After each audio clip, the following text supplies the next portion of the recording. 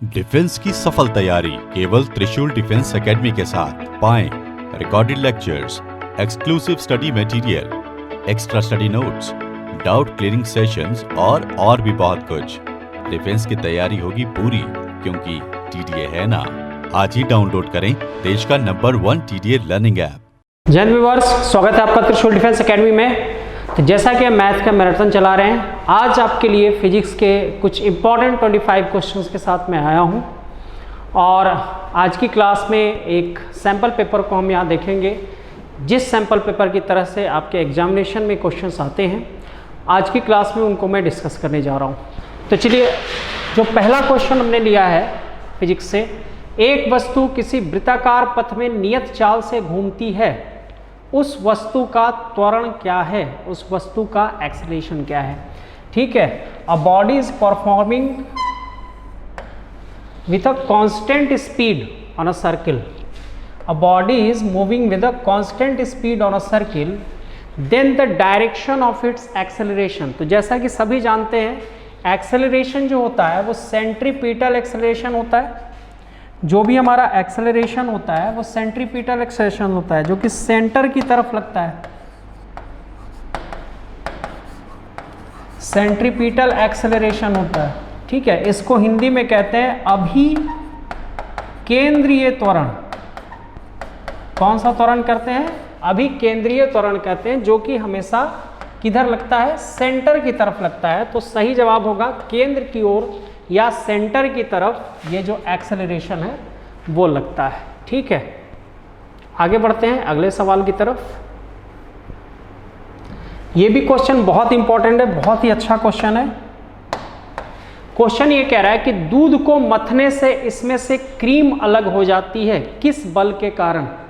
ठीक है, the cream will come out from the milk due to which force, due to which force, किस force के कारण? तो जवाब होगा आपका अपकेंद्रीय बल, सेंट्रीफ्यूगल फोर्स लगता है, जो सेंट्रीपिटल फोर्स के अपोजिट लगता है। जैसा कि अगर सर्कल पे कोई चीज मूव करती है, तो जैसा कि हम सभी जानते हैं कि अभिकेंद्रीय बल या सेंट्रीपिटल फोर्स जो है अंदर की तरफ लगता है।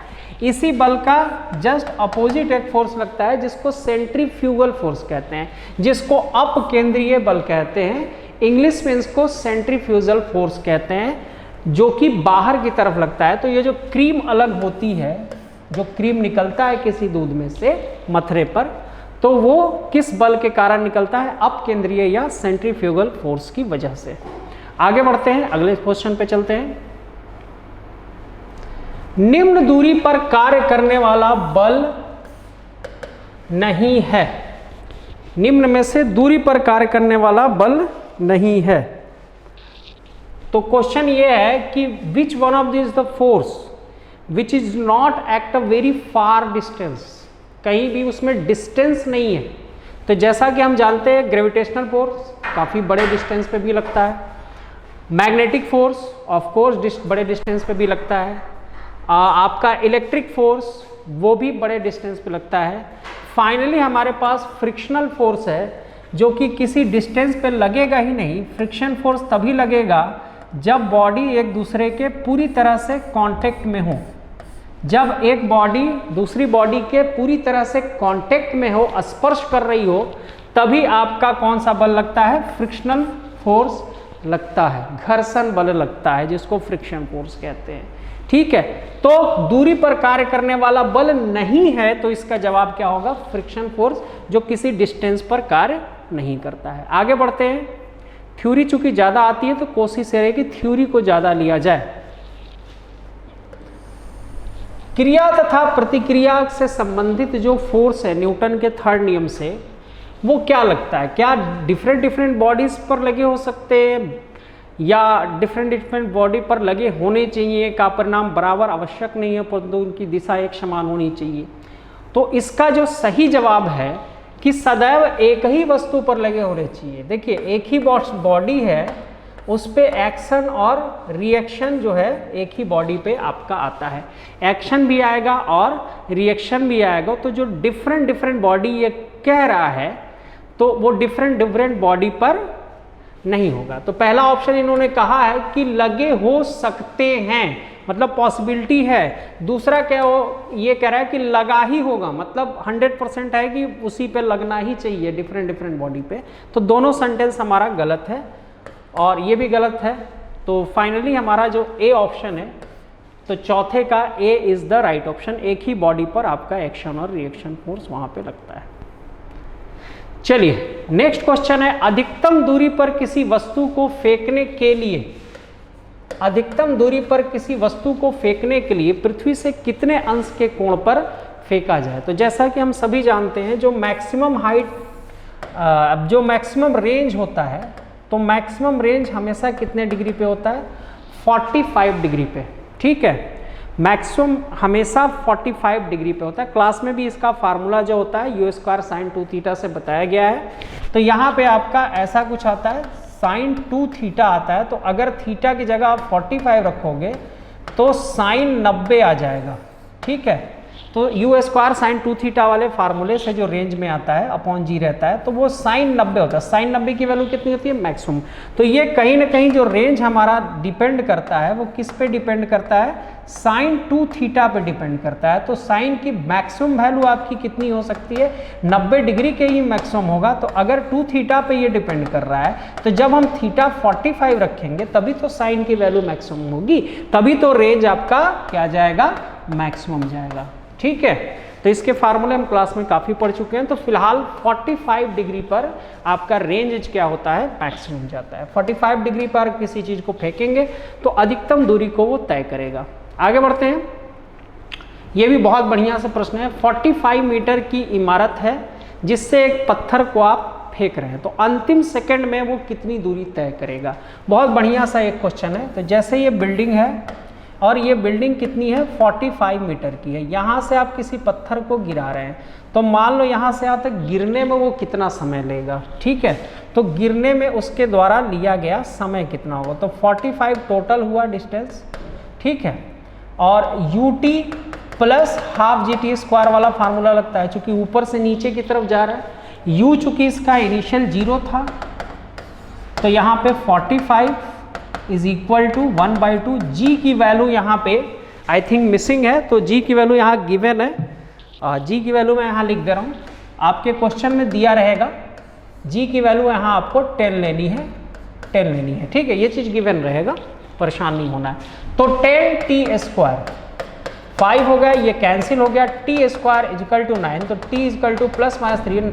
टाइम कभी भी नेगेटिव नहीं होता है, तो 3 सेकेंड आपका आया। 3 सेकेंड उसको समय लग रहा है यहाँ से यहाँ तक पहुँचने। तो मान लो n टोटल समय कितना है, वो 3 सेकेंड है। तो अंतिमवें सेकेंड मतलब तीसरे सेकेंड में वो कितना डिस्टेंस कवर कर रही है।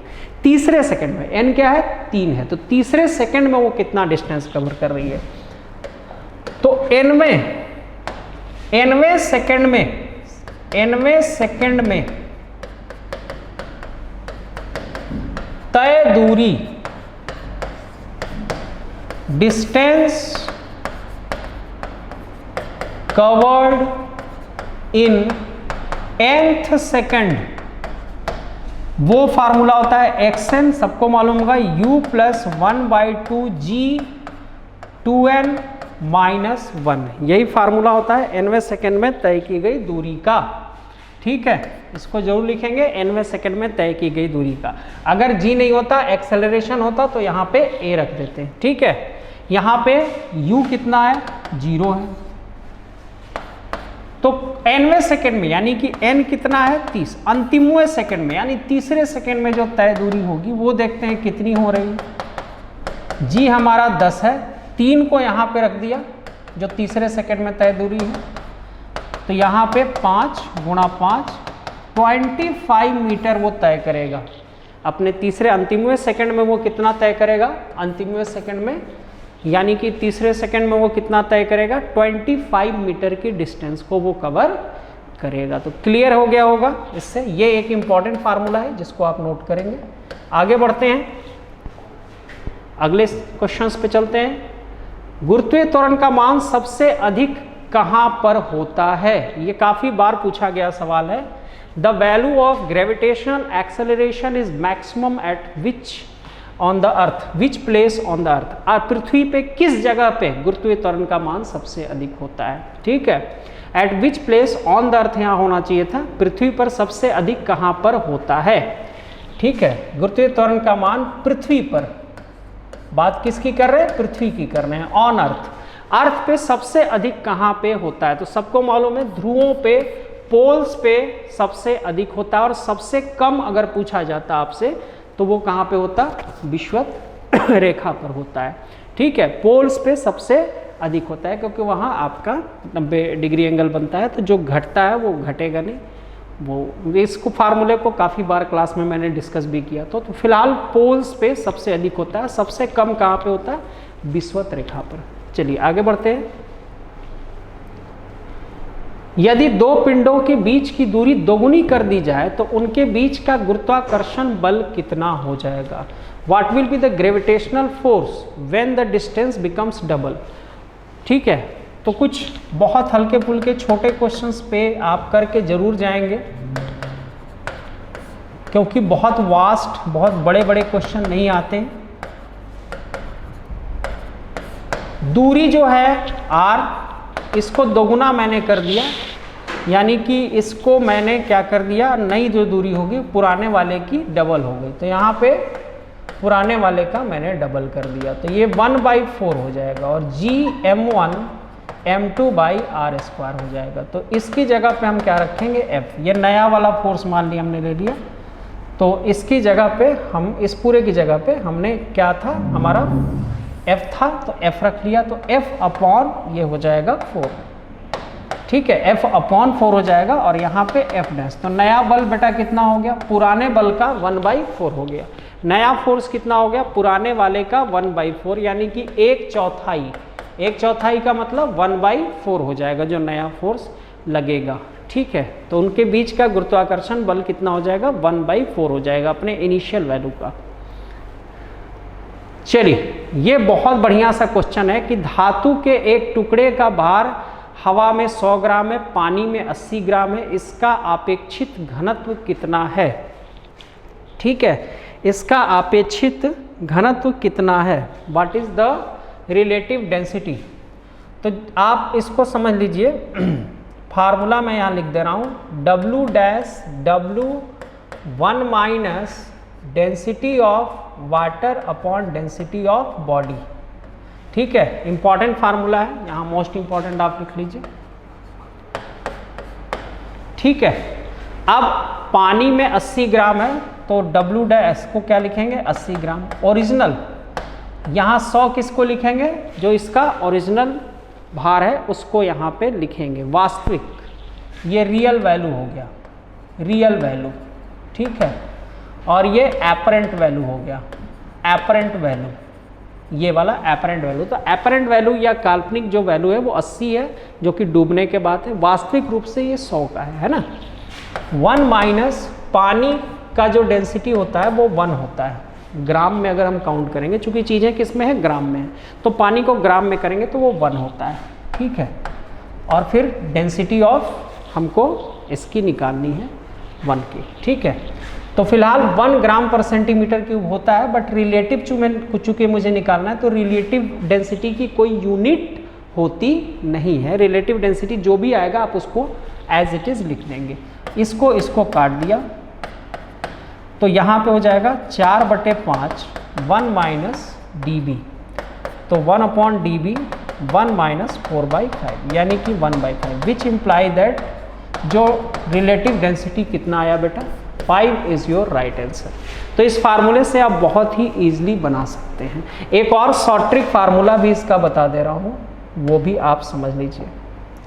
ठीक है, कि रिलेटिव डेंसिटी अगर ऐसी स्थितियां बन रही है तो रिलेटिव डेंसिटी का सूत्र क्या होता है, तो लिख लेंगे यहाँ पे रिलेटिव डेंसिटी या RD या फिर सापेक्षिक घनत्व लिखेंगे। सापेक्षिक घनत्व होता है, यहाँ लिखेंगे हवा में भार, क्या लिखेंगे, हवा में भार, वेट इन एयर। ठीक है, और यहाँ लिखेंगे पानी में भार में कमी, पानी में भार में कमी। ठीक है, जो कमी आ रही है भार में वो पानी में कितनी आ रही है उसको वहाँ पे लेना है। पानी में भार में कमी, decreasement in the weight inside the water, ठीक है। तो बेटा हवा में भार कितना है 100 है, पानी में भार में कमी कितनी होगी 100 में से 80 ये घटा दिया, ठीक है। नीचे 20 हो गया, 20 पंजे 100, ये तुरंत आपको निकाल करके सापेक्षित घनत्व दे देगा। तो इस फार्मूले से आप तुरंत निकाल सकते हैं। सापेक्षित घनत्व होता है हवा में भार, वेट इन एयर अपॉन पानी में भार में कमी, loss in weight inside the water, ठीक। तो 5 इज योर राइट आंसर। आगे बढ़ते हैं, अगले स्लाइड पे चलते हैं।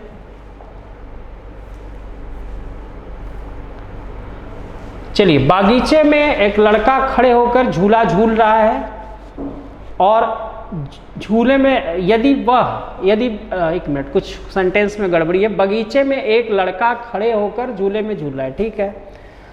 यदि वह झूले में बैठ करके झूलने लगे तो झूले के आवर्त काल पर क्या प्रभाव पड़ेगा, है ना। झूले के आवर्त काल पर, टाइम पीरियड पर क्या प्रभाव पड़ेगा, ठीक है। तो लेंथ के हिसाब से उस पर आपका इफेक्ट पड़ेगा, उस पर लेंथ के हिसाब से इफेक्ट पड़ेगा। आवर्त काल पे क्या प्रभाव पड़ेगा, तो लेंथ के हिसाब से इफेक्ट पड़ेगा, ठीक है। तो लेंथ में हमारा जो फार्मूला होता है उसको हम पहले देखते हैं, कि क्या होगा, है ना। चलिए, तो आई थिंक यहाँ t आपका है 2 pi under root L upon g. यहाँ पर t आपका है कितना 2 pi under root L upon g, ठीक है। अब क्या होगा कि ये जो खड़े होकर झूले में झूल रहा था, तो खड़े होकर जो झूले में झूल रहा था तो उसके वेट के अकॉर्डिंग इफेक्टिव लेंथ थोड़ा सा कम था, क्योंकि वो खड़े होकर के झूला झूल रहा था। वो क्या था, खड़े होकर के झूला झूल रहा था। तो ये जो इफेक्टिव लेंथ था थोड़ा सा कम था, ठीक है। आप समझिएगा इस बात को। अगर वो लड़का बैठ गया तो ये इफेक्टिव लेंथ क्या हो जाएगी, बढ़ जाएगी। इफेक्टिव लेंथ उसके बढ़ जाएगी। बॉब में क्या होता है, देखिए बॉब में इफेक्टिव लेंथ काउंट होता है ना, ये इफेक्टिव लेंथ होता है। जहाँ से इसको लटकाया गया प्रभावी भार यहाँ से यहाँ को आता है। तो अब हुआ क्या कि ये लड़का शुरू में जो है झूले पे खड़ा है, शुरू में झूले पे वो लड़का खड़ा है, तो इसका कहीं ना कहीं यहाँ पे सेंटर आ रहा होगा, इसके वेट का आ रहा होगा, तो इफेक्टिव लेंथ यहाँ पे आएगा। अब हुआ क्या कि अगली बार में वो लड़का क्या हुआ कि बैठ गया, वो लड़का क्या हुआ कि ऐसा थोड़ा सा कर देते हैं, यहाँ पे बैठ गया वो, तो बैठा तो ये जो इसका वेट है सेंटर ऑफ ग्रेविटी पे, जिस पर पूरा भार होगा बच्चे का, वो क्या होगा, वो वाली लेंथ क्या हो जाएगी, बैठने की वजह से ये जो इफेक्टिव लेंथ है थोड़ी सी बढ़ जाएगी। तो ये बढ़ने की वजह से ये भी क्या हो जाएगा बेटा, बढ़ जाएगा। तो B will be the right answer. आवर्त काल में क्या हो जाएगी, वृद्धि हो जाएगी, ठीक है। तो यदि कोई लड़का खड़े होकर झूला झूल रहा है, अगर वो बैठ जाए तो उसका आवर्त काल क्या हो जाएगा बेटा, चेंज हो जाएगा, यानी कि उसमें इंक्रीजमेंट आ जाएगा। आगे बढ़ते हैं। एक अंतरिक्ष यात्री जिसका द्रव्यमान 60 kg है, उपग्रह में पृथ्वी का परिक्रमण कर रहा है। उपग्रह में कितना भार होगा, तो जैसा कि हम जानते हैं कि उपग्रह में 0 भार होता है, जिसको जीरो ग्रेविटी कहते हैं। वो उसी उपग्रह के साथ साथ पृथ्वी की परिक्रमा करेगा, तो जीरो ग्रेविटी इसमें आता है, तो 0 आपका आंसर हो जाएगा, ठीक है। एस्ट्रोनॉट जो है वो 60 kg का है, बट उसके वेट से आपको कोई ऐसा चीज़ मतलब है नहीं, वो जीरो हो जाएगा। नेक्स्ट है बर्नौली समीकरण किससे संबंधित है, ठीक है। The Bernoulli equation is related to, किससे संबंधित है। विद्युत धारा बिल्कुल नहीं है, ऊष्मा बिल्कुल नहीं है, प्रकाश बिल्कुल नहीं है। तो सीधी चीज़ है कि द्रव का जो फ्लो होता है उससे रिलेटेड आप में बर्नौली का प्रमेय पढ़ते ही है। फ्लो ऑफ लिक्विड में विस्कोसिटी सेक्शन में पढ़ते हैं, जहाँ श्यानता पढ़ते हैं, वही बर्नौली का प्रमेय पढ़ते हैं। बर्नौली का प्रमेय बेसिकली डील करता है किसको, द्रवों के प्रवाह को, ठीक है। Rate of flow of liquid को ही डील करता है। चलिए आगे बढ़ते हैं। प्रेशर कुकर में, काफ़ी बार क्लास में मैं डिस्कस कर चुका हूँ, प्रेशर कुकर में खाना जल्दी पकने का रीज़न क्या है, कारण क्या है कि प्रेशर कुकर में खाना जो है वो जल्दी पकता है, ठीक है। तो प्रेशर कुकर में खाना इसलिए जल्दी पकता है कि हमारा जो बॉइलिंग पॉइंट है, बॉइलिंग पॉइंट ऑफ जो वाटर है वो डायरेक्टली प्रोपोर्शनल होता है किसके? प्रेशर के, यानी कि दाब के। ठीक है, बॉइलिंग पॉइंट यानी कि उबाल बिंदु, उबाल बिंदु, उबाल बिंदु जो होगा वो डायरेक्टली प्रोपोर्शनल किसके होता है? प्रेशर के। अगर प्रेशर बढ़ेगा तो बॉइलिंग पॉइंट बढ़ जाता है। कुकर में क्या होता है कि कुकर में दाब में वृद्धि होती है। कुकर में आप प्रेशर को आप इंक्रीज करते हैं, कुकर चारों ओर से बंद होता है तो प्रेशर इंक्रीज होता है। दाब की वृद्धि होने के कारण पानी का जो क्वथनांक है, बॉइलिंग पॉइंट उबाल बिंदु, या इसको क्वथनांक भी कहते हैं, उबाल बिंदु को ही क्या कहते हैं? क्वथनांक भी कहते हैं। तो बॉइलिंग पॉइंट, उबाल बिंदु या क्वथनांक ये क्या हो जाता है? इंक्रीज कर जाता है। तो जब ये इंक्रीज कर जाएगा तो खाना जो है वो जल्दी पकेगा क्योंकि उसको पर्याप्त हीट मिल जाएगा। ठीक है, तो A is the right option of this question. आगे बढ़ते हैं। 100 डिग्री ताप के पानी की अपेक्षा 100 डिग्री ताप की भाप अधिक जलन उत्पन्न करती है। इसका कारण क्या है? काफ़ी बार ये एग्जाम्स में पूछा गया सवाल है कि 100 डिग्री का भाप है और 100 डिग्री का पानी है, किससे आप ज़्यादा बर्न होंगे, किससे आपको जलन ज़्यादा होगी? तो जवाब होगा कि भाप में। अच्छा, उसका रीज़न क्या है? उसका रीज़न ये है, सी वाला। भाप में गुप्त ऊष्मा होती है। भाप में क्या होती है? गुप्त ऊष्मा या लैटेंट हीट होती है। जैसे कि एक साधारण एग्जांपल लेते हैं। अगर इस बर्तन में 1 ग्राम का पानी है जो 100 डिग्री सेल्सियस पे है, यही 1 ग्राम का पानी क्या बन गया? भाप में। किस में कन्वर्ट हो गया? भाप में, वेपर में कन्वर्ट हो गया। और ये वेपर कितने डिग्री का है? 100 डिग्री का है। लेकिन ये कितनी हीट लेकर के वेपर बनेगा? ये बाहर से जब आप हीट देंगे इसको तभी ये वेपर बनेगा। और कितनी हीट लेकर के बनेगा? 536 या 540 कैलोरी होती है। कि भाप की गुप्त ऊष्मा कितनी होती है? 536 या 540, 536 या 540 कैलोरी प्रति ग्राम आपकी गुप्त ऊष्मा, लैटेंट हीट ऑफ वेपर होता है। ठीक है, इतना लेकर के ये भाप में बनेगा। तो इसमें बेटा 540 कैलोरी हीट ज़्यादा है। भाप में 1 ग्राम के भाप में आप समझ सकते हैं कि 540 कैलोरी ऊष्मा ज़्यादा है, उसमें लैटेंट हीट ज़्यादा है। इससे तो कौन अधिक जलन उत्पन्न करेगा? 100% है कि भाप, क्योंकि भाप में क्या होती है? लैटेंट हीट या गुप्त ऊष्मा होती है। आगे बढ़ते हैं। पदार्थ अगर ठोस अवस्था से सीधे डायरेक्टली वेपर में चेंज हो जाए, गैसियस अवस्था में आ जाए, तो उसके कहते हैं ऊर्ध्वपातन, सब्लिमेशन कहते हैं उसे। उसका नाम एक है, उसे कहते हैं सब्लिमेशन। मतलब सॉलिड से लिक्विड बना ही नहीं, सॉलिड से सीधे वो किस में कन्वर्ट हो गया? वो वेपर में कन्वर्ट हो गया। ऐसा कपूर के साथ होता है, कैम्फर के साथ होता है। कपूर आप सॉलिड फॉर्म में रखोगे तो कपूर उड़ जाएगा, बिना पानी में बदले हुए वो उड़ जाता है। आप खुले में छोड़ देंगे तो उड़ जाएगा। तो यही चीज़ है, इसको कहते हैं ऊर्ध्वपातन या सब्लिमेशन। नाम को आप याद रखिएगा, इंग्लिश में इसको सब्लिमेशन कहते हैं, ऊर्ध्वपातन को। ठीक है, तो आप नाम को याद रखिएगा। आगे बढ़ते हैं। नीले कांच के टुकड़े को उच्च ताप पे अंधेरे कमरे में, ये चीज़ें कुछ हैं जिनको आपको याद करना होता है। डिटेल्स में क्लास में काफ़ी बार बताता रहता हूँ, काफ़ी चीज़ों को डिस्कस करता हूँ डीप में जा कर के। बट अभी एडवांस जो है वो नीले कांच के टुकड़े को उच्च ताप पर गर्म करके अंधेरे कमरे में ले जाने पर उसका रंग कैसा दिखाई देता है? तो बेटा ये चीज़ रेड आपको दिखाई देगी। ठीक है, नीले कांच के टुकड़े को अगर आप अंधेरे कमरे में ले जाएंगे तो उसका रंग कैसा दिखाई देता है? लाल दिखाई देता है। क्यों दिखाई देता है? इसको काफ़ी बार मैं क्लास में डिस्कस कर चुका हूँ। ठीक है, थोड़ा लंबा प्रोसेस है तो क्लास लंबा खिंच जाएगा। तो आगे बढ़ते हैं। 17वां, एक थर्मस फ्लास्क में काफ़ी भरी है और उसको तीव्र गति से हिलाया जाता है। अब थर्मस में कॉफ़ी भरी है और आपको क्या करना है कि कॉफ़ी को आपको तीव्र गति से ऐसे थर्मस फ्लास्क को हिलाना है।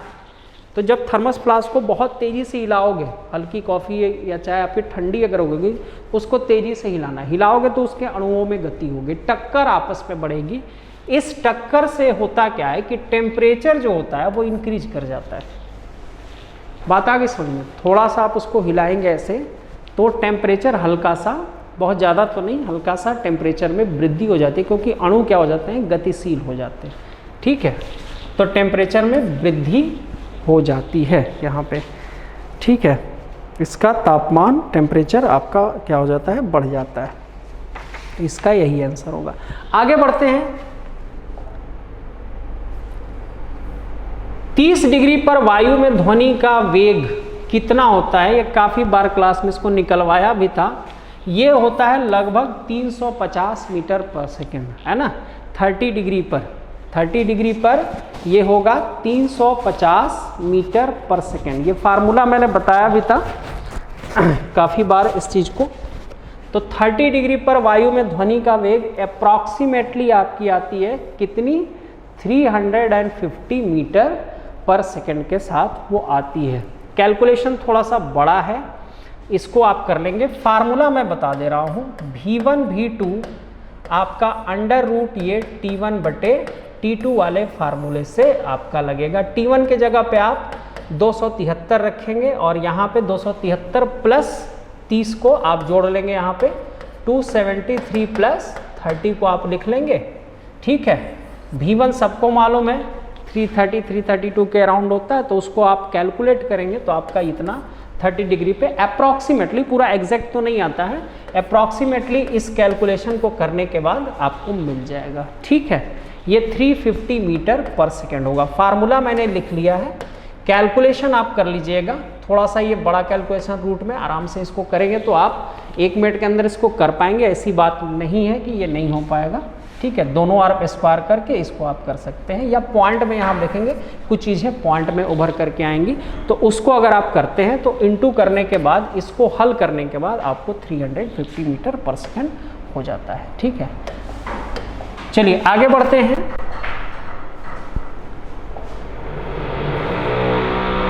चंद्रमा के तल पर क्या हो रहा है, विस्फोट हो रहा है। विस्फोट स्थल से कुछ दूरी पर खड़ा एक अंतरिक्ष यात्री है। जैसे कि चंद्रमा के सरफेस पे हम हैं, वहाँ पे क्या हो रहा है, विस्फोट हो रहा है। वहाँ पे क्या हो रहा है, बहुत बड़ा एक विस्फोट हो गया और वहाँ पे कोई अंतरिक्ष यात्री खड़ा है, तो उसके साथ क्या होगा, विस्फोट के कारण जो ध्वनि सुनेगा तथा प्रकाश को भी देखेगा। जो ब्लास्ट हुआ है उसकी साउंड उसको सुनाई देगी और जो लाइट जलेगी ऑफ कोर्स ब्लास्ट में, वो भी उसको दिखाई देगी। दूसरा कह रहा है कि विस्फोट के कारण प्रकाश को देखेगा लेकिन ध्वनि को नहीं सुनेगा।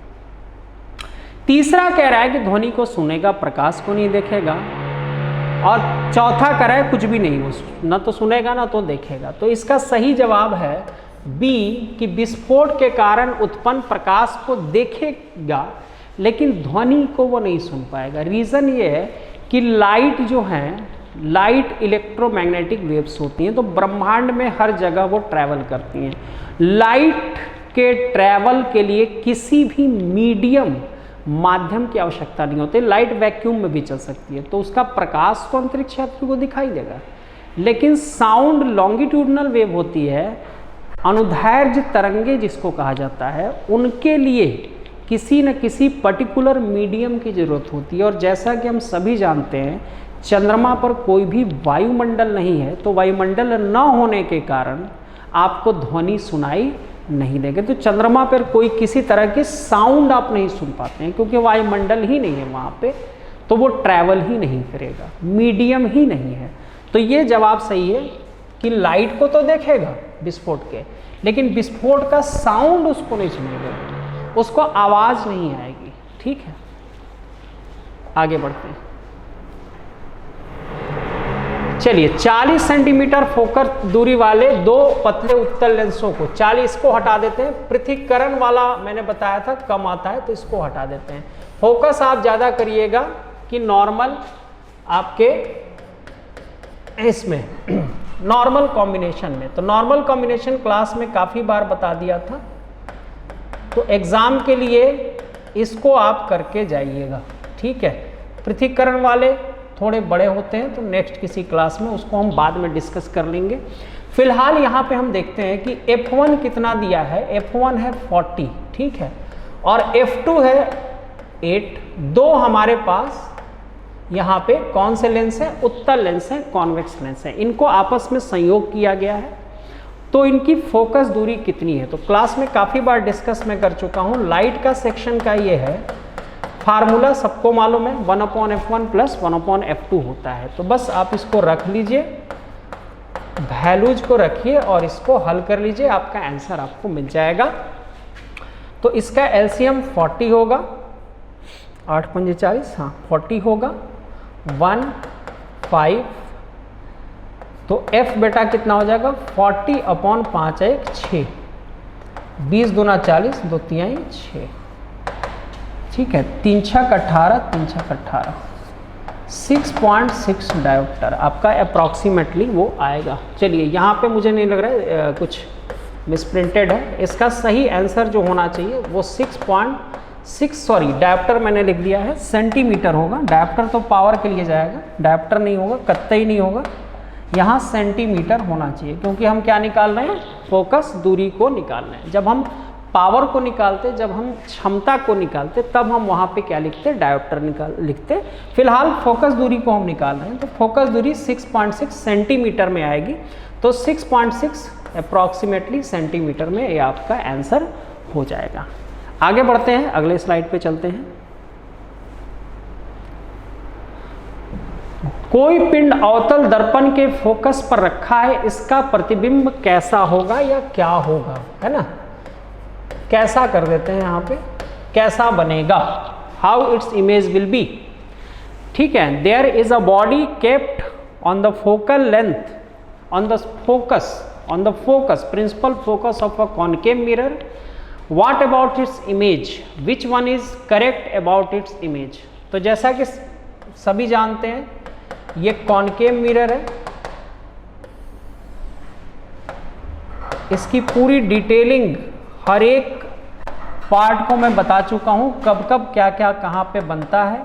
फिलहाल हमारा इस फोकस पे ये बॉडी है, यहाँ से जो रेज जाएंगी सी से वापस इसी पे आएगी, और एक रेज हम यहाँ से ले जाते हैं और ऐसे आगे की तरफ खींच देते हैं।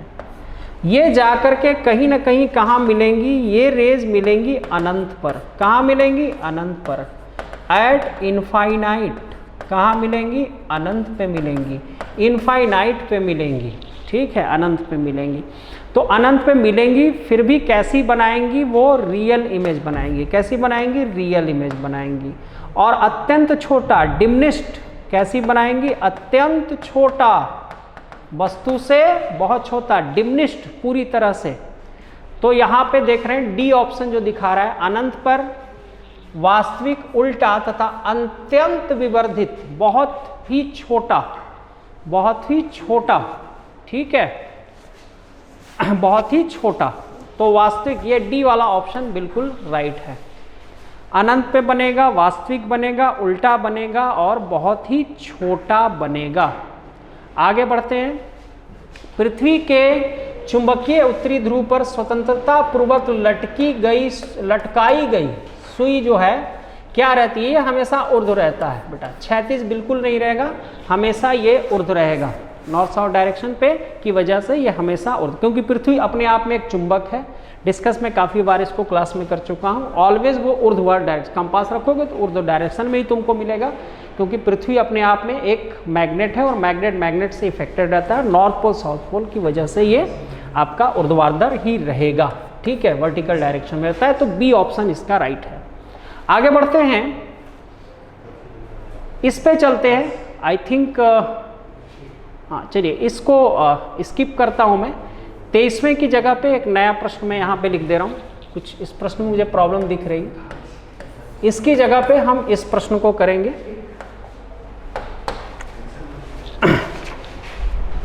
इलेक्ट्रिक से चूंकि चुना था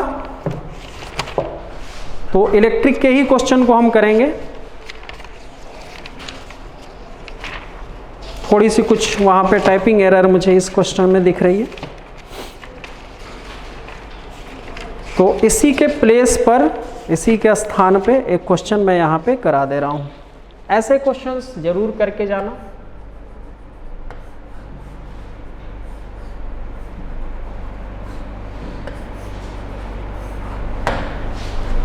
ये A है और ये है B, ठीक है। और यहाँ पे 10 ओम है और यहाँ पे एक और है रेजिस्टेंस 10 और 10 ओम के, ये दो रेजिस्टेंस हैं। नीचे यहाँ 20 ओम है, फिर 10 ओम है। तो कह रहा है कि A B के बीच में समतुल्य प्रतिरोध क्या होगा। A तथा B के बीच समतुल्य प्रतिरोध क्या होगा, ठीक है। What will be equivalent resistance between A and B। A और B के बीच में इक्विवेलेंट रेजिस्टेंस आपका कितना होगा। ऑप्शन आपके पास हैं 30, 20, 10 ओम एंड 12 ओम, ठीक है। चलिए तो शुरुआत हम यहां से करेंगे। पहले बड़े सेक्शन को हमें हल करना होता है। 10 और 10 देखिए सीरीज में चल रहा है। 10 और 10 किस में है बेटा, सीरीज में है। तो 10 प्लस 10 कितना हो जाएगा, 20 ओम हो जाएगा। और यहाँ वाला 20 ओम, यहाँ वाला 20 ओम किस में है, पैरेलल में है। तो 1/20, 1/20, ये 2/20, ये कटा 1/10, यानी कि ये हो जाएगा 10।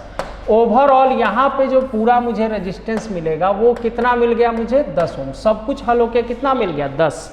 तो यहाँ 10, यहाँ 10 और यहाँ 10, ये तीनों फिर से किस में है, सीरीज में है। तो 10 प्लस 10 प्लस 10, टोटल बेटा कितना हो गया, 30 ओम। ए इज द राइट ऑप्शन, ठीक है। इसका कौन सा आंसर होगा, ए इज द राइट ऑप्शन। चलिए आगे बढ़ते हैं। कुछ क्वेश्चंस मॉडर्न से लिए गए हैं। डायोड बल्ब का उपयोग किया जा सकता है। डायोड बल्ब जो होता है एक दिष्टकारी के रूप में यूज किया जाता है। ये काफ़ी बार हमने मॉडर्न फिजिक्स में पढ़ रखा है इसको। As a diode bulb, as a rectifier या दिष्टकारी के रूप में आपका यूज होता है डायोड बल्ब, ठीक है। चलिए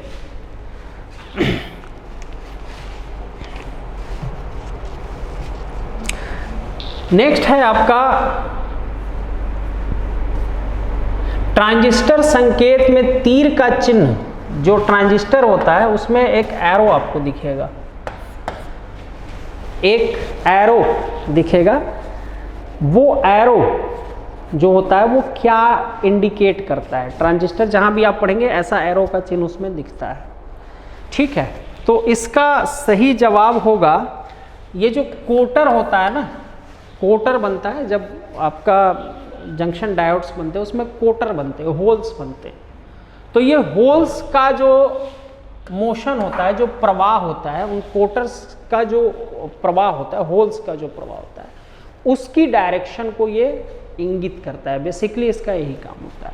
तो ये जो एरो आपका होगा, तो जवाब आप दीजिएगा उत्सर्जक क्षेत्र में कोटर का जो प्रवाह होता है, जो भी आपका जो होल्स होते हैं, जिनको होल्स कहते हैं, पीएन जंक्शन डायोड में आपने होल्स के बारे में पढ़ा है, तो उसके जो फ्लो होता है उसी को ये दर्शाता है। चलिए तो आज की क्लास को हम यहाँ पे एंड करेंगे और 25 क्वेश्चंस हम लेकर के आ रहे हैं। चूँकि एग्ज़ाम में 25 क्वेश्चंस का आपका आता है, तो कोशिश ये रही है कि एज अ सैम्पल पेपर आपको मैथ्स या फिजिक्स की चीज़ों को कराया जाए। तो आने वाले वक्त में जो भी हम मैराथन्स को लेकर के आएंगे, क्योंकि काफ़ी लंबे मैराथन भी हमने किए हैं, 80 क्वेश्चन तक किए हैं। तो अभी जो है स्ट्रेटजी ये है कि जो 25 क्वेश्चन का आपका स्लॉट्स बन रहा है मैथ्स के लिए या फिजिक्स के लिए, इनको लेकर के एज अ सैम्पल पेपर। तो फिजिक्स मैथ्स का मैंने पिछली क्लास में एक सैम्पल पेपर कराया था, आज फिजिक्स का कराया। नेक्स्ट क्लास में इसी तरह से और सैम्पल पेपर जो भी पॉसिबल है उनको हम लेकर के आएंगे। जय हिंद। डिफेंस की सफल तैयारी केवल त्रिशूल डिफेंस एकेडमी के साथ। पाएं recorded lectures, exclusive study material, extra study notes, doubt clearing sessions और भी बहुत कुछ। डिफेंस की तैयारी होगी पूरी, क्योंकि टीडीए है ना। आज ही डाउनलोड करें देश का नंबर 1 टीडीए लर्निंग ऐप।